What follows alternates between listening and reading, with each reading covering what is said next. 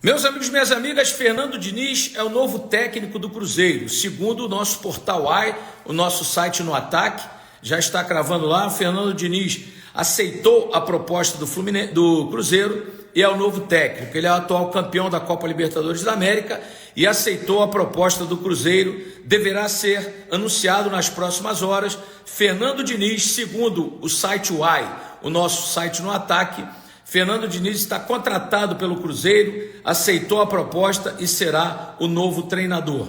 Fernando Diniz, que é jovem, pensa futebol moderno, pensa jogo para frente, tecnicamente, mas que precisa aprender a ajustar todos os compartimentos de uma equipe.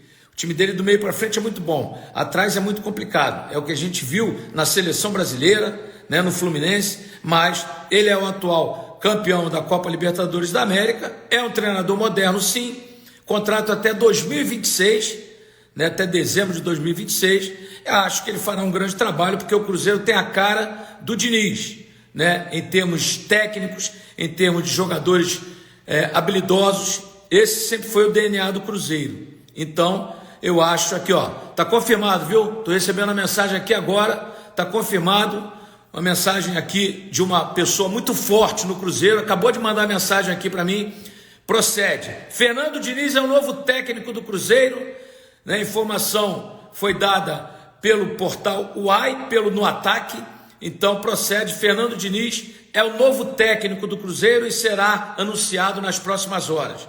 Já deve chegar para assumir o time nesse jogo contra o Libertad, porque o Cruzeiro meteu 2-0 lá, e pode até perder por um gol de diferença que estará classificado, Eu acho que foi uma bela contratação, gosto do Diniz, mas ele precisa ajustar todos os compartimentos de uma equipe.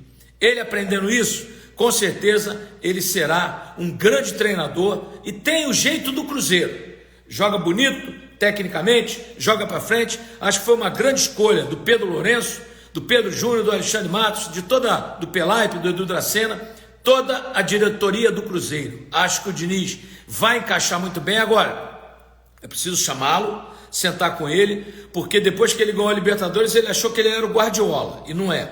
Tem que botar ele no lugarzinho dele, para que ele mantenha a humildade que ele tinha antes de ser campeão da Libertadores, Aquele negócio de chamar o Tietê de mascaradinho, aquilo pegou muito mal para ele, vocês se lembram, Então, o Fernando Diniz precisa ter outra postura, mas que ele é um bom técnico, isso não há dúvida, O atual campeão da Libertadores com o Fluminense, E agora é o novo técnico do Cruzeiro, Fernando Diniz, novo treinador azul, Deve ser apresentado, quem sabe já hoje à tarde, mas vai ser anunciado daqui a pouquinho, porque está confirmado, pela diretoria que o nosso Fernando Diniz é o novo técnico do Cruzeiro. É a bomba, demissão do técnico do Cruzeiro, então ele não vai aparecer mais na seleção da rodada, a não ser que daqui a pouco ele esteja no comando de outro clube. Sim, certo? Não participa mais do Bola de Prata também, não é mais um técnico que está na corrida para ser um dos melhores do campeonato. Obrigado, Ricardo Spinelli. E temos aí a nota do Fernando Seabra. Cruzeiro comunica a saída de Fernando Seabra do comando técnico da equipe. Além do treinador, o auxiliar técnico Álvaro Martins também deixa o clube. Agradecemos pelo profissionalismo e dedicação e desejamos sucesso na sequência da trajetória dos profissionais. Temos números, é isso, do Fernando Seabra? 35 jogos, desde a estreia do Seabra no Cruzeiro, com 56,2% de aproveitamento, 17 vitórias, 8 empates, 10 derrotas, 46 gols marcados em 35 jogos, uma boa média, E 32 gols sofridos em 35 jogos. Também uma média razoável, menos de um por jogo. E foi demitido depois de um empate, amigo Rafael Prats. Demissão sórdida da diretoria do Cruzeiro em relação ao Fernando Seabra. Sórdida? É sórdida, porque o Seabra não é o treinador que agradava ao dono do clube, não é o treinador que agrada a parte da diretoria escolhida pelo dono do clube, e se esperou uma situação injustificável para demiti-lo. O Cruzeiro que atuou ontem contra o Cuiabá era o Cruzeiro que tinha algumas reservas em campo, porque o Seabra explicou muito bem isso. O time jogou quinta-feira à noite em Assunção, fez inclusive um belo jogo contra o Libertad, fez 2 para ter feito 4 ou 5. Ou seja, está muito próximo das semifinais da Sul-Americana. Colocou o time com um pé e meio na semifinal. Houve uma queda de produção nesse meio do trabalho dele, que me parece que é absolutamente compreensível. Alguns jogadores muito bons chegaram, o time estava muito redondo nas mãos dele. Ele estava colocando esses jogadores, alguns de cara deram uma resposta boa, como o Matheus Henrique, o Lautaro Dias e outros com um pouco mais de dificuldade para jogar. Até alguns fisicamente para entrar bem no time. E a impressão que a diretoria ficou esperando uma condição, uma situação, para tirar um treinador que não era do agrado dela. Agora, houve para mim pouca avaliação técnica do trabalho e muita avaliação do barulho pelo nome que tem. O Seabra é um treinador jovem ainda, um treinador que tem bons trabalhos, geralmente em categorias de base. Foi importante para o time não cair no ano passado. Ele, o Paulo Autuori, a turma que evitou que o Cruzeiro voltasse para a Série B. Esse ano ele não era o escolhido. Esse ano começa o Larcamón. O Larcamón cai depois do Mineiro. Chega o Seabra para uma condição de fazer um campeonato tranquilo inicialmente e caminhar nas Copas. O time caminha nas Copas. O time faz um brasileiro que está brigando por Libertadores ainda. E ficou uma impressão a partir é normal oscilar, né, Prats? Num time que está se refazendo. Que é normal. Não é? Claro que é normal. Agora, é um treinador que não agrada a nova diretoria. A nova diretoria estava esperando aí uma situação ou para demitir, ou para encaminhar com o treinador para pensar na demissão do Seabra. Eu lamento muito o que foi feito pelo Pedrinho Lourenço, pelo Alexandre Matos, por essa turma que chegou ao Cruzeiro, porque eles poderiam ter sido mais transparentes quando chegaram. Não queremos o Seabra, trocamos o Seabra agora. E não esperar uma condição do time quase encaminhado para a semifinal. Quinta-feira joga para confirmar a vaga contra o Libertad. E ouvir barulho porque colocou um jogador ou outro, porque colocou o Ramiro em Cuiabá, porque colocou o Lucas Silva em Cuiabá, o Vital em Cuiabá. O time de ontem em Cuiabá era um time que o treinador explicou. Eu pensei na parte física, eu vou para Cuiabá para pelo menos pontuar como pontuei, porque eu estou encaminhado na Sul-Americana. Se nas oscilações, campeonato de oscilação, se nas irregularidades, se não segurar o treinador, porque você acha que o treinador não segura a onda, não é o nome certo, tivesse feito isso antes. Não numa condição como essa. Lamento muito a maneira que foi demitido o Seabra e achei uma atitude sórdida da nova diretoria do Cruzeiro. Faltou transparência. A transparência, inclusive, que a diretoria anterior teve com o Vanderlei Luxemburgo. Assim ela chegaram. Ela fala, não quero, e cortou. O Seabra paga dois preços, né? Primeiro, por ser um treinador jovem, ainda sem as costas largas. E segundo, por ser um homem da diretoria anterior.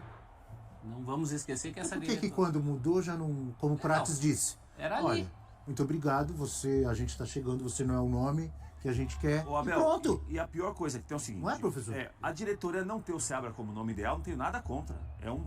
Quem chega e toma conta do clube tem as preferências. O Alexandre Matos deve ter um técnico preferido dele, o Pedrinho Lourenço um outro nome, o Pelai, o Pedro Dracena, isso faz parte. Agora, você ficar criando ou minando uma situação para fazer o que você queria ter feito antes, faça quando chegou. Não fica... Começou. Será que eles tinham o técnico que eles queriam, eles tinham Aí na época? vaza áudio, Abel. Vamos lembrar quando vazou esse áudio na semana. O Cruzeiro enfiou 3x0 no Botafogo. Não foi deprimente? Uma das grandes atuações do Cruzeiro na temporada, aquele 3x0 no Newton Santos. O Cássio pegou muito, mas o time jogou contra o líder, que até então não havia perdido nenhum jogo em casa, jogando muito bem. Aí começa, você vai minando o treinador. Aí você vai pro barulho da rede social, o barulho da arquibancada. Aí coloca um jogador que a torcida não gosta, coloca outro jogador que a torcida não gosta. Para esperar uma condição dessa para demitir o Seabra, para anunciar às 7 horas da manhã que foi demitido o treinador. Essa atitude da diretoria do Cruzeiro, eu acho que o treinador no Brasil, Abel, não é vítima de nada. Ele faz parte de um sistema que beneficia muitas vezes e prejudica outras vezes. Mas essa maneira que o Cruzeiro demitiu o Seabra, com desculpa esfarrapada, né? Porque o resultado não é o pior resultado do mundo. O Cruzeiro está em meio a um jogo com uma classificação encaminhada numa competição internacional. Então, um momento muito infeliz. E mesmo essa oscilação que a gente está falando, houve dentro dessa oscilação momentos até mais críticos do que esse aqui. Muito. Então, realmente é uma demissão política. E que fique claro que muitas vezes, vocês sabem, né? O tempo inteiro eu luto, combato e falo contra essa constante troca de técnicos no Brasil. E às vezes fica a impressão, ele está querendo defender os técnicos, porque o cara foi demitido. Não. Quando eu falo contra a demissão de técnicos, o maior prejudicado não é o técnico, para mim.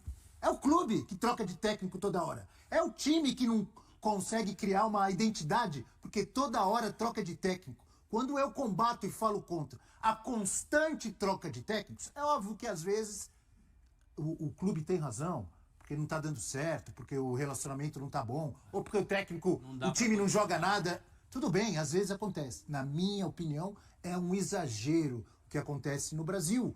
E o grande prejudicado com a constante troca de técnicos, normalmente é o próprio clube, na minha opinião. Eugênio, sua visão sobre a demissão de Fernando Seabra? Eu acho que era uma pedra cantada desde que houve a troca de comando do clube, porque a cabeça era trazer nomes mais conhecidos, né? Não dá para dizer que são todos eles medalhões do futebol, mas nomes com mais história dentro do futebol.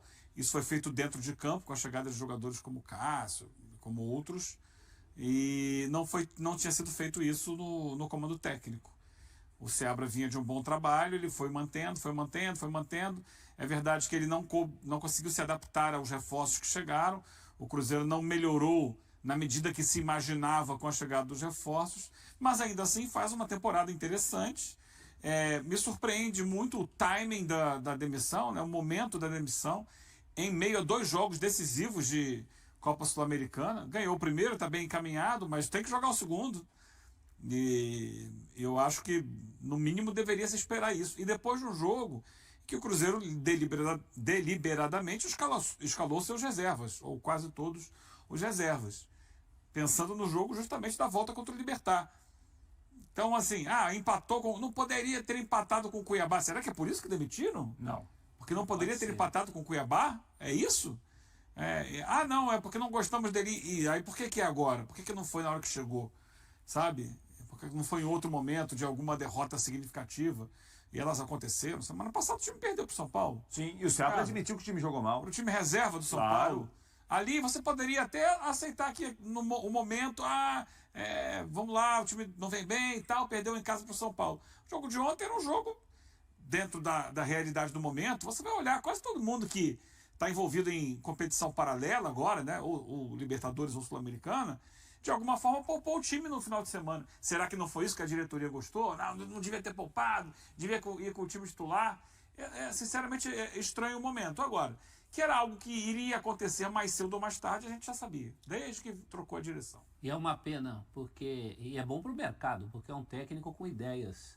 Isso é muito raro no futebol brasileiro. A gente fala da coisa dos estrangeiros, ele é um jovem técnico brasileiro com boas ideias e que vai voltar. Daqui a pouco ele está fazendo trabalho autoral, o trabalho dele é muito autoral, você vê muito o dedo do treinador nas ações do time. Daqui a pouco ele está fazendo sucesso em outro grande aí. Por falar em técnico com ideias, um nome especulado para assumir o comando do Cruzeiro, informação do GE, vamos dar o crédito, é Fernando Diniz. O mais forte é a disposição, eu acho. E acho uma boa. Você acha uma boa? Tem a ver com o elenco do... Tem a ver com o que o Cruzeiro quer. Né?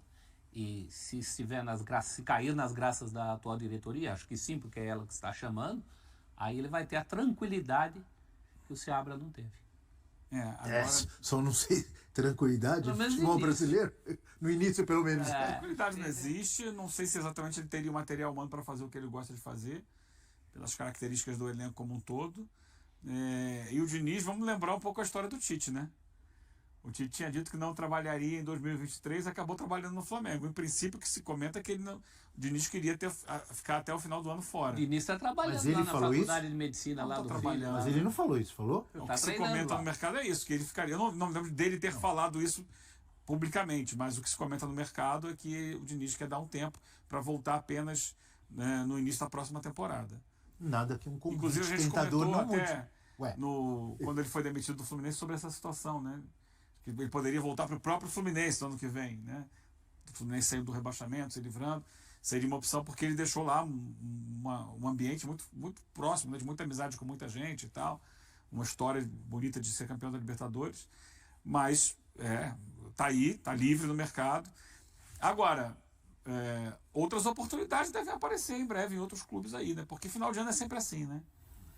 Você tá com a corda no pescoço. Aí tem competições eliminatórias, o time não está bem no Campeonato Brasileiro. Então, normalmente, vagas abrem. Essa do Cruzeiro aí é a primeira dessa leva. Outras vão aparecer. Naturalmente aparecem. Final de ano, o que você falou? Sempre assim? É sempre assim, tem dias que você... Essa é a música. Arlindo Cruz e Sombrinha. É bom dar uma olhada no mercado, quem tem no mercado, quem não tem no mercado, porque é aquela hora de decidir a temporada. E aí muita gente resolve apostar num chamado fato novo. talvez o próximo- Prates gosta muito disso. Gosto. Fato novo. Talvez o próximo treinador seja do agrado da dupla Pedrinho e Alexandre Matos, mas ser do agrado da dupla não quer dizer muita coisa também. Você pode ser do agrado da dupla hoje, amanhã, se Não ser ouvir um mais. barulho de arquibancada, alguma coisa, não é mais do Exato. agrado. Bem-vindo ao futebol brasileiro.